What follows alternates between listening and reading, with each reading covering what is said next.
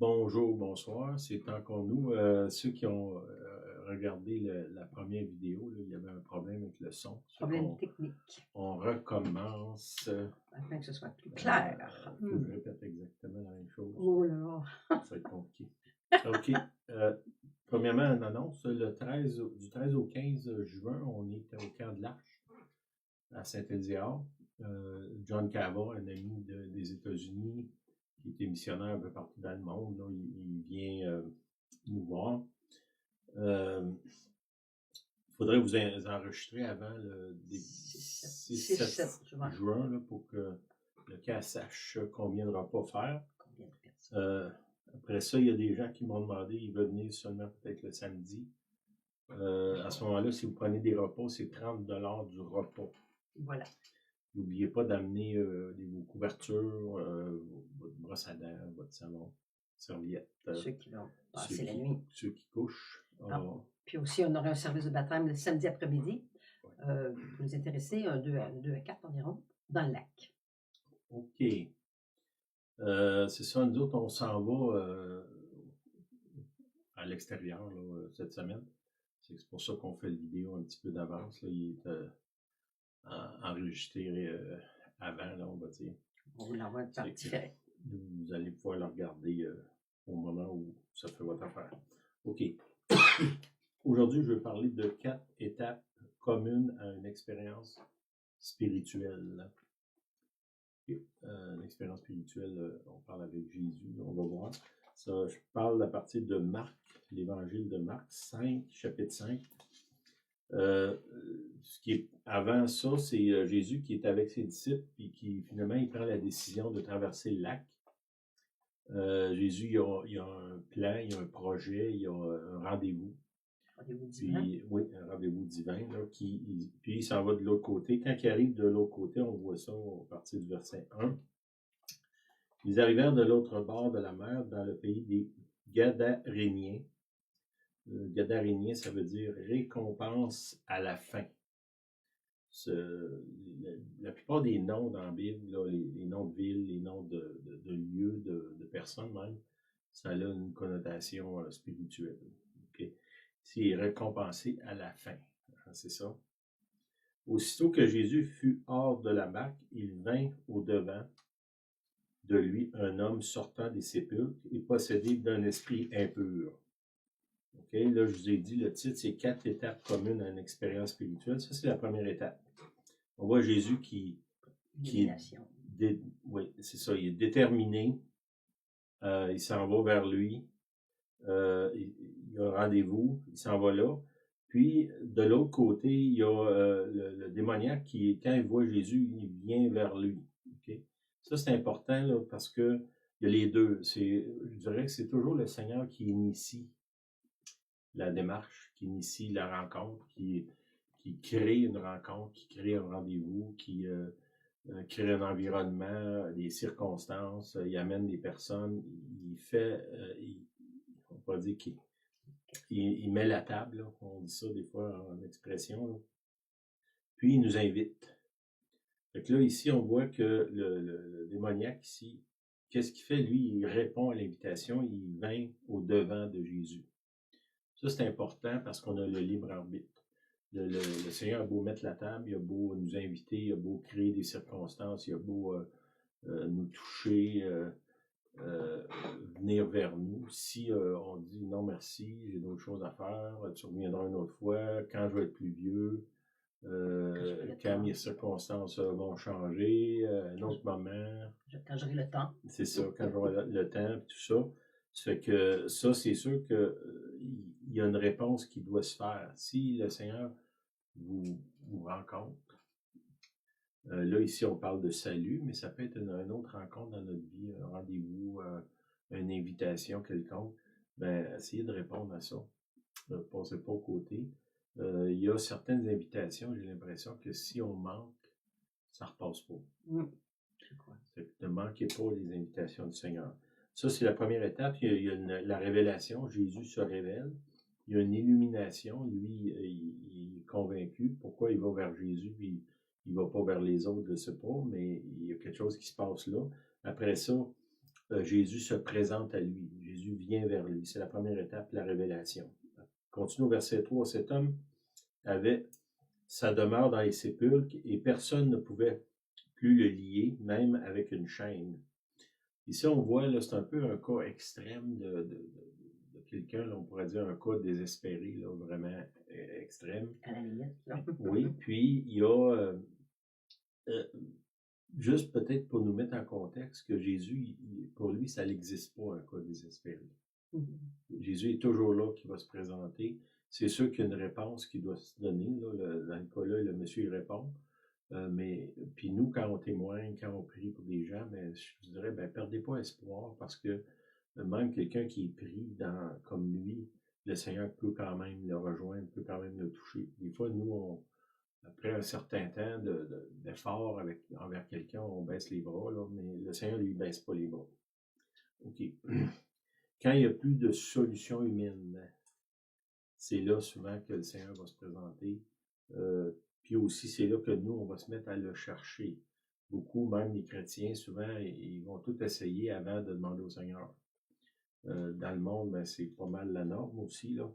Verset 4. Car souvent, il avait eu des fers aux pieds, il avait été lié de chaînes, mais il avait rompu les chaînes et brisé les fers. Personne n'avait la force de le dompter. Puis là, ici, je veux rajouter, lui non plus. Puis ça, c'est important qu'on arrive à la conclusion que de moi-même, Jésus, il dit, sans moi, vous ne pouvez rien faire. Paul, il dit, en moi, je le sais, il n'y a rien de bon. Ça, c'est Paul qui dit ça. Qu'on arrive à cette place-là où est-ce que ce que j'ai en moi, c'est impossible à dompter. Que ce soit la puissance du péché, la maladie, les attitudes, les pensées, les comportements, que moi-même, je ne peux pas les contrôler. Puis, la plupart du temps, il n'y a pas de solution humaine. Il y a beaucoup de gens là, qui nous présentent toutes sortes de remèdes magiques, de baguettes magiques. De pilules magiques. Oui, c'est ça. Puis, finalement, c'est Jésus là, qui peut aider. Okay? Puis ça aussi, ben, il y a les autres. Là, ici, ça parle que les gens vont essayer de le lier, mais lui-même, souvent, c'est nous-mêmes. Tu sais, mon pire ennemi, c'est moi-même. La personne qui va m'empêcher le plus d'aller vers Jésus, c'est moi-même. Puis en réalité, si moi-même, j'ai décidé d'aller vers Jésus, on voit ici dans le cas-là que même tous les démons de l'enfer ne peuvent pas m'empêcher d'aller vers Jésus. Au verset 5, il était sans cesse nuit et jour dans les sépulcres et sur les montagnes, criant, se meurtrissant avec des pierres. On voit ici là, que cet homme-là, il est, on pourrait dire, à l'extrême, au niveau physique, humain, social, spirituel. On pourrait dire que c'est rare qu'on rencontre quelqu'un pris à ce niveau-là, mais chacun de nous, on a des problèmes soit physiques, soit humains, soit social, soit spirituels. Si Jésus peut rencontrer lui, ben il y a de l'espoir pour moi. Là. Il peut me rencontrer. Puis si je réponds, ben Jésus va agir dans ma vie. Bon, il va agir comme lui le désire. C'est pas moi qui décide ça. Là.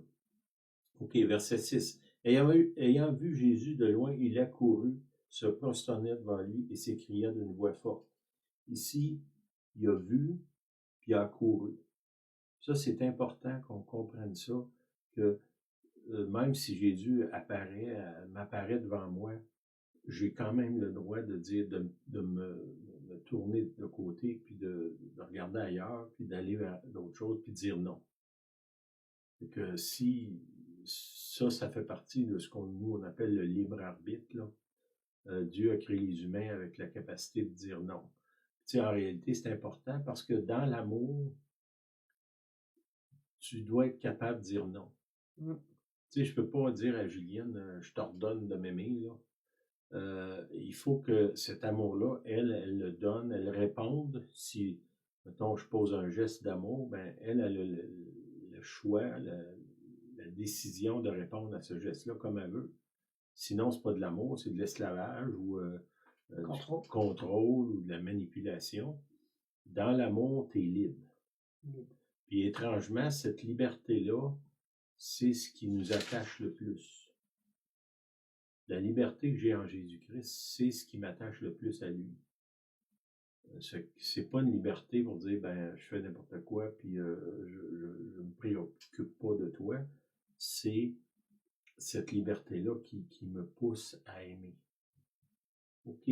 Au verset 7, lui dit, qu'y a-t-il entre moi et toi? Là, à ce moment-là, c'est plus le monsieur qui parle, c'est les démons à l'intérieur de lui. Jésus, fils du Très-Haut, je t'en conjure au nom de Dieu, ne me tourmente pas. Okay. Là, on voit ici que, dans le fond, les démons ou lui-même, parce que souvent, quand quelqu'un est démonisé, il y a une collaboration. Là. Il y a sa volonté, puis il y a les démons qui influencent sa volonté. Là. C'est ça, c'est une association maléfique. Peut-être que lui-même était rendu convaincu qu'il ne pouvait pas avoir de l'aide. Puis les démons l'ont mis une couche, comme on dit, là, par-dessus, comme s'il était convaincu qu'il n'y avait rien à faire pour lui. Là. Puis on le voit par sa bouche. Comme je vous dis, oui, les démons parlent, mais il y a aussi l'humain dans ça. Là. C'est mêlé. Verset 8, car Jésus lui disait, sors de cet homme, esprit impur, et il lui demanda, quel est ton nom? Il a demandé au démon, quel est ton nom? Légion est mon nom. Légion, je pense qu'on ne savait pas trop. C'est beaucoup de monde. Là, c'est beaucoup de monde, peut-être 500 ou 1000. Ouais. Une légion, c'est une division de l'armée romaine. C'est qu'il y avait beaucoup de monde à l'intérieur de lui. Là. Et il lui répondit, car nous sommes plusieurs. Puis là, au verset 10, il priait instamment de ne pas les envoyer hors du pays. On voit que quand Jésus est là, même les démons se mettent à prier. Il y avait une gang, une grosse réunion de prière, 1000 démons qui prient ensemble. Instance. J'ai trouvé ça drôle quand j'ai vu ça. J'ai dit, ben oui, les démons prient. Ah ouais. Verset 11, il y avait là, vers la montagne, un grand troupeau de pourceaux qui paissaient. Les démons le prièrent. Encore là, ils continuent à prier. Ils sont vraiment intenses dans leur prière. Ils disaient, envoie-nous dans ces pourceaux afin que nous entrions en eux. C'est sûr que quand Jésus est là, ou on pourrait dire quand les démons se mettent à prier, on sait que Jésus n'est pas loin. Ils se mettent à prier, à supplier. Là. Jésus n'est pas loin dans l'environnement. Quand même. Hein? Je ne pense pas que Jésus avait organisé cette réunion de prière-là. On peut rire un peu. Hein? Mais Jésus va répondre à leur prière. Oui, c'est ça, il répond. Les autres, ils ne veulent pas être envoyés dans l'abîme, ils veulent être envoyés dans les cochons. Quand même. Hein? Puis, au verset 13, ça dit, il a leur permis, ça dit, il a répondu à leur prière. Quand même spécial comme situation. Et les esprits impurs sortirent, entrèrent dans les pourceaux, et le troupeau se précipita des pentes escarpées dans la mer. Il y avait environ 2000. Est-ce qu'on peut dire que la Légion, il y avait 2000 démons, peut-être, là, je ne sais pas. Ils se noyèrent dans la mer. Hein. Il y a 2000 cochons qui sont lancés dans l'océan, qui sont morts. Ça nous parle. Même les démons, eux, ils sont incapables de vivre avec les démons. Les cochons, excusez. Ils sont incapables de vivre avec les démons. Fous, je crois. Ce que les humains font pas. Verset 14. Ceux qui les faisaient perdre, s'enfuir et répandirent la nouvelle dans la ville et dans les campagnes. Les gens allaient voir ce qui était arrivé. Okay? Souvent, quand le Seigneur fait des miracles, des choses comme ça, ça crée un mouvement, un excitement dans la foule, là, dans les gens qui sont autour. C'est ce qui se passe ici. Au verset 15, ils vinrent auprès de Jésus et virent le démoniaque, celui-ci qui avait eu la légion, assis, vêtu, dans son bon sens, ils furent saisis de frayeur. Ça, c'est la deuxième étape. La première étape, c'est la révélation, l'illumination, quand on rencontre Jésus. Deuxième étape, il y a une transformation, une sanctification. On voit son comportement. Ça dit avant qu'il se cachait dans les catacombes, dans les tombeaux, puis il était à l'écart de tout le monde. Puis là, ici, il est vêtu. Il se promenait tout nu, il s'est habillé. On pourrait appeler ça la sanctification. Et dans son bon sens, ça, c'est la transformation. Quelqu'un qui est complètement hors contrôle, même les chaînes ne peuvent pas le contrôler, puis finalement, il est assis là, puis il a tout son bon sens qui est arrivé. Ça, c'est l'étape 2, la transformation. Si on rencontre Jésus vraiment, il doit nécessairement avoir un signe de transformation dans notre vie. Peut-être pas une transformation radicale comme on parle ici. Moi, je peux vous dire, je me souviens quand j'ai eu une rencontre avec Jésus, du jour au lendemain, j'ai arrêté de sacrer. Ouais. Puis, mettons que ça faisait pas mal partie de mon langage courant. Ouais, c'est ça. Puis, j'ai même pas eu le temps, tu sais, de dire, ben là, il faut que je fasse attention, puis ça l'a arrêté. Et ça, c'est une des choses qui a été transformée dans ma vie. Il y a d'autres choses aussi. Il y a d'autres choses qui ont pris plus de temps, là, parce que quand on se donne à Jésus, on est dans comment je dirais, une quête ou un sentier de transformation. Mais au départ, il doit y avoir des choses qui se passent. Pour certaines personnes, c'est soudainement, ils sont capables de pardonner. D'autres, ben, il y a l'agression, la colère s'en va. Il y a différentes choses qui se passent. Okay? Ça, c'est la deuxième étape. Au verset 16, ceux qui avaient vu ce qui s'était passé leur racontèrent ce qui était arrivé aux démoniaques et aux pourceaux. Alors, ils se mirent à supplier Jésus de quitter leur territoire. Ça, c'est un peu étrange, là. On voit cet homme-là qui est démoniaque, dangereux, qui, soudainement, il a tout son bon sens. C'est quoi la réaction des gens? C'est on veut que Jésus s'en aille. Ça veut dire que même si on fait des miracles, ça ne veut pas nécessairement dire que les gens vont se tourner vers Dieu et qu'ils vont l'accueillir, comme le démoniaque a fait. En fait, ces gens-là, ils demandent à Jésus de s'en aller. Peut-être que le fait qu'il y a eu une perte, ils n'ont pas vu ce qu'ils pouvaient gagner. Le verset 18, comme il montait dans la barque, celui qui avait été démoniaque lui demanda permission de rester avec lui. Je comprends que si tu as une conversion comme ça, que c'est le Fils de Dieu lui-même qui vient se présenter à toi, tu as envie de dire, ben, je vais m'accrocher à ton vêtement le reste de ma vie. Je pense que ça aurait été pas mal ma réaction. Au verset 19, Jésus ne le lui permit pas, mais lui dit, va dans ta maison, vers les tiens, raconte-leur tout ce que Jésus t'a fait et comment il a eu pitié de toi. Ça, c'est la troisième étape. La première étape, c'est l'illumination, la conversion, on peut dire ça. La deuxième étape, c'est transformation, sanctification. Troisième étape, c'est de commencer à parler aux autres, d'aller vers les autres. Il dit, va vers les gens de ta maison, vers les tiens, raconte-leur ce que je t'ai fait. Ici, c'est important qu'on comprenne que j'ai pas besoin d'avoir connaître la Bible par cœur, puis avoir été suivi un cours en théologie ou avoir eu les 40 étapes de la transformation humaine là, pour être un témoin. Si tu as expérimenté une touche de Dieu, quelle que soit cette touche-là, immédiatement, commence à partager ce que tu as reçu. Tu n'as pas besoin de devenir un théologien, tu n'as pas besoin de devenir un pasteur. Simplement partager ce que tu as reçu. C'est ce qu'il demande ici. Puis on voit, imaginez-vous, Jésus le laisse là seul. C'est clair qu'il est d'un territoire qui n'a pas de convertis. Là. Il laisse là seul, pas de support, pas de soutien. On va t'envoyer un missionnaire qui va te dire quoi faire. Rien de ça. Simple. Ce que tu as reçu, partage-le à d'autres. Rien d'autre. C'est qu'arrêtons de tout compliquer, là, la démarche spirituelle, les 50 étapes, toutes ces choses-là. Là. Je ne dis pas que tout ça, c'est mauvais, mais n'empêchons pas les gens de partager la joie d'avoir été touché par le Seigneur parce qu'on veut supposément les protéger. Ayons confiance comme Jésus.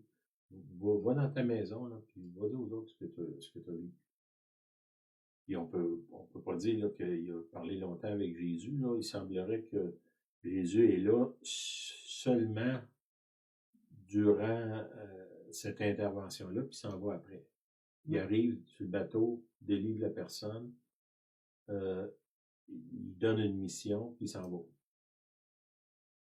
Pas rien, rien d'autre. OK? Puis c'est important là, qu'on voit la simplicité, puis il n'a pas dit, ben là, je vais prier que tu vas avoir le baptême du Saint-Esprit. Il n'y a rien de ça. Je vais te laisser une Bible. Il n'y a rien de ça. Simplement, tu as reçu, va partager ce que tu as eu. Il est simplement, ça c'est la troisième étape. Il est envoyé avec les habiletés qu'il a. Pas grand-chose ici. Puis il va partager ça à d'autres. Verset 20. Il s'en alla et se mit à publier dans la Décapole tout ce que Jésus avait fait pour lui. Et tous furent dans l'étonnement. Okay? Ça, c'est la quatrième étape. Son expérience devient un style de vie. Il n'a pas eu une expérience, puis après ça, retourner dans son ancienne vie. Là. Comme moi, on a vu ça souvent, des gens, on a prié pour des gens, on a vu des guérisons extraordinaires, des transformations, des touches de Dieu, des réponses à des prières, puis on les a jamais revus. Ils n'ont pas embrassé dans le fond, l'expérience que ça devienne un style de vie. Là, à ce moment-là, peut-être quand ça devient un style de vie, c'est là qu'on se met à creuser. Savoir, il y a une Bible, je commence à lire ma Bible, il y a des réunions, je m'associe avec d'autres, je pose des questions, je m'informe, je lis des livres. Et ça, c'est quand on va dans que ça devient notre vie. Là. Comme je vous dis, puis on a beaucoup d'expérience là-dessus, que je peux arriver puis prier pour quelqu'un, il est touché, le Seigneur l'a vraiment touché, il a vu un miracle, puis il reste pris dans une, deux, des fois la première étape, des fois la deuxième, des fois il se rend à la troisième, d'autres certains se rendent à la quatrième, et ça devient un style de vie. Et c'est ça que je voulais vous partager aujourd'hui. Je veux prier. T'avais-tu quelque chose que tu voulais rajouter? Avant la prière? Oui. OK. Ben, je veux revenir au verset 5, de Marc, chapitre 5, verset 5, là, on parle du démoniaque. Il était sans cesse, nuit et jour, dans le sépulcre, sur les montagnes. Donc, il était totalement isolé. Les sépulcres, c'est la mort, on peut bien comprendre. Donc, quand il a vu Jésus de loin, qu'est-ce qui s'est passé? Il n'y avait pas eu de radio, de téléphone, de publicité. Jésus vient. Avait-il entendu parler? Jésus guérit les malades, ressuscite les morts. Non. Voyez-vous, ayant vu Jésus de loin. Donc, sur Jésus, le Saint-Esprit est en pleine mesure. On sait Jésus, le Fils de Dieu. Alors, quand il va, peu importe le trajet, peu importe où il va, il y a quelque chose qui émane de lui. Moi, je verrais ça le mouvement de l'Esprit. Parce qu'au verset 6, il dit, ayant vu Jésus de loin, il accourut. Un démoniaque, mais il semblerait y avoir beaucoup de démons dans ça. Il a accouru de sa décision. C'est le mouvement qui l'a fait bouger. Puis, quand on dit de loin, il l'avait aperçu de loin. Ayant vu Jésus de loin, moi, ça me rappelle Jérémie, chapitre 31, verset 3, qu'il est dit, de loin, l'Éternel se montre à moi, je t'aime d'un amour éternel. Donc, de loin, l'amour de Dieu a été répandu. Voyez-vous? Puis, il ressent dans son humanité, sûrement, il va accourir. Amen. Ça nous parle de l'amour vrai, que Jésus a tant aimé le monde qu'il a donné sa vie. Cet amour-là est au-delà de l'amour humain. Fait que je crois que chacun de nous, un jour, on aura expérimenté. L'Éternel se montre de loin et nous démontre l'amour afin de s'approcher de nous. L'expérience du démoniaque. Amen. Amen. Seigneur, je te prie qu'on puisse avoir une expérience, qu'on puisse être transformé, qu'on puisse partager, puis que ça devienne un style de vie, Seigneur, de marcher avec toi au quotidien. Seigneur, donne-nous d'avoir des expériences nombreuses, Amen. le plus souvent possible, afin que notre foi soit fondée en toi, Seigneur, qui est toujours là pour nous secourir, pour nous libérer, pour nous transformer, pour faire de nous des disciples, Seigneur. Où je te prie dans le nom puissant de Jésus. Amen. Amen. Amen. Amen. Merci. Merci à Bonne chacun de vous. semaine. Bonne semaine. On se revoit bientôt. Oui, on se revoit. Oui, normalement sur Internet, mais possiblement plusieurs parmi vous, on va vous voir au camp de l'Arche. Bye bye. Bonne Bye bye semaine. chacun. Merci.